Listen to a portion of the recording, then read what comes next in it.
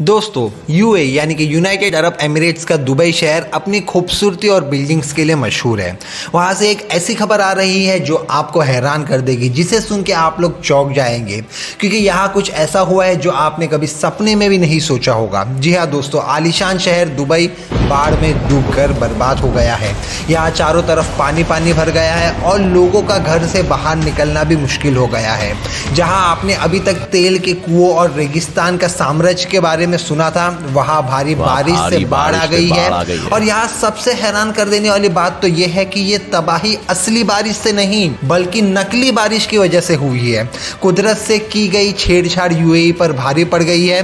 तभी तो कहा गया है कि कुदरत को छेड़ोगे तो कुदरत नहीं छोड़ेगी, जिसका जीता जागता उदाहरण है यूएई। आखिर कैसे यूएई में ये बर्बादी आई और ये बर्बादी के पीछे का कारण क्या है, ये सारी चीजें देखेंगे इस वीडियो में। वीडियो शुरू करने से पहले आप चैनल को सब्सक्राइब कर लीजिए ताकि इस तरह के और कोई भी इंटरेस्टिंग वीडियोस हम अपलोड करें तो आप लोग उस वीडियो का मजा ले सके। साथ में बेल आइकन बटन भी दबा दीजिए ताकि आपको नोटिफिकेशन भी आ सके।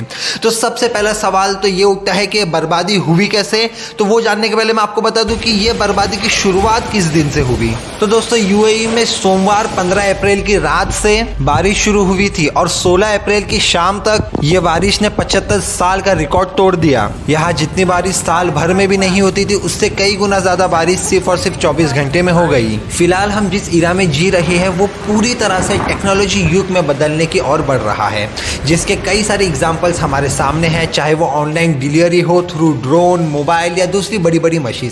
लेकिन ये टेक्नोलॉजी सिर्फ और सिर्फ तब तक ही ठीक है जब तक हम इसे यूज करते करते खुद को इंसान से ज्यादा ऊपर ना समझने लगे। और अगर ऐसा होता है तो नतीजा यूएई जैसा होगा, जहां उन्होंने जबरदस्ती बादलों को बरसाने के लिए मजबूर किया और आज वो पूरी तरह से डूब चुका है, जिसकी वजह से आज वहां की नॉर्मल डेली लाइफ पूरी तरह से ठप हो चुकी है।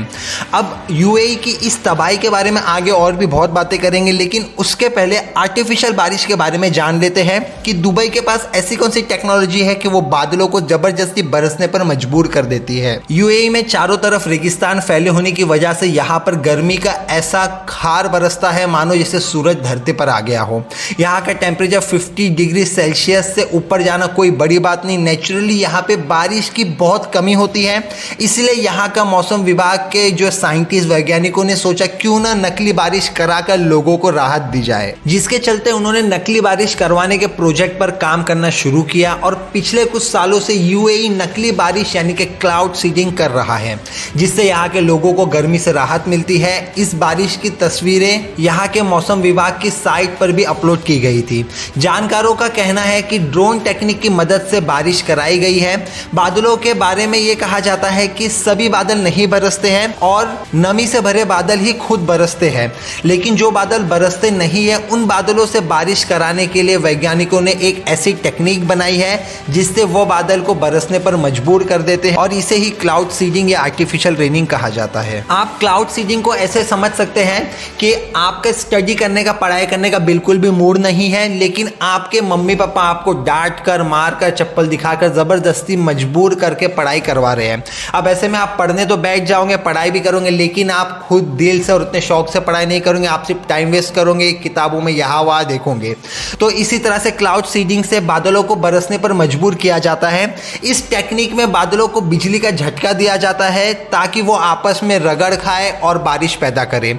यूएई धरती पर सबसे सूखे देशों में से एक है। यहाँ बारिश बहुत ही कम होती है, इसलिए टॉप 10 सूखे देशों में शुमार है यूएई, जहां एवरेज बारिश सिर्फ और सिर्फ 3 इंच है। लेकिन अब मौसम विभाग का कहना है कि उन्हें उम्मीद है कि यह टेक्निक देश में बारिश की कमी को दूर कर देगी।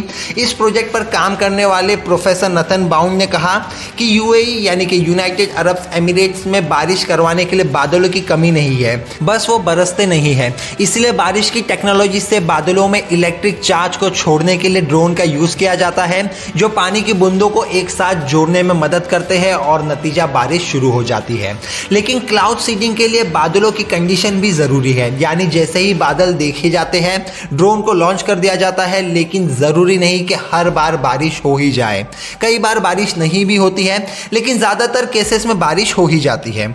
यूएई का क्लाउड सीडिंग ऑपरेशन देश में बारिश पैदा करने के लिए एक मिशन चला रहा है। इस मिशन पर $1.5 करोड़ खर्च किए गए हैं। यहाँ मैं आपके नॉलेज के लिए आपको बता दूं कि नकली बारिश कराने के लिए पहली बार क्लाउड सीडिंग का काम 1946 में अमेरिका में किया गया था, लेकिन यूएई का प्रोजेक्ट सबसे बड़ा है। लेकिन क्या नकली बारिश पैदा करना सही है?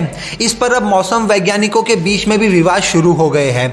कुछ साइंटिस्ट का कहना है कि यह प्रोजेक्ट नकली बारिश को बढ़ा रहा है और यहाँ की नेचुरल बारिश पर भी असर हो रहा है इस चीज़ का।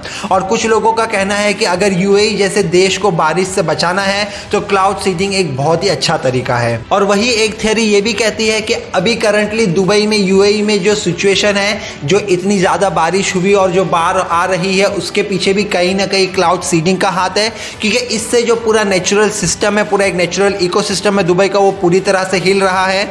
और कई सारे वैज्ञानिक जो है इस थियरी को भी सपोर्ट कर रहे हैं कि इस वजह से दुबई में यहाँ पे इतनी ज़्यादा बर्बादी हो रही है। तो अब दोस्तों, इन सारी चीज़ों को सुनने के बाद, देखने के बाद आपको क्या लगता है, क्या क्लाउड सीडिंग सही है या गलत? और क्या इस क्लाउड सीडिंग की वजह से आज दुबई की ये हालत है? तो हमें कमेंट सेक्शन में ज़रूर बताइए कि आप क्या सोचते हैं, आपके क्या विचार है इस प्रोजेक्ट को लेकर। और अगर आप चैनल पर नए हैं तो चैनल को सब्सक्राइब कर लीजिए, बेल आइकन बटन दबा दीजिए, ताकि इस तरह का और कोई भी अमेजिंग वीडियोस हम अपलोड करें तो आप लोगों को नोटिफिकेशन आ जाए एंड आप लोग वीडियो का पूरा आनंद ले सके। तो चलिए इसी के साथ मिलते हैं नेक्स्ट वीडियो में। Till then stay tuned with the channel, take care, bye bye and thanks for watching.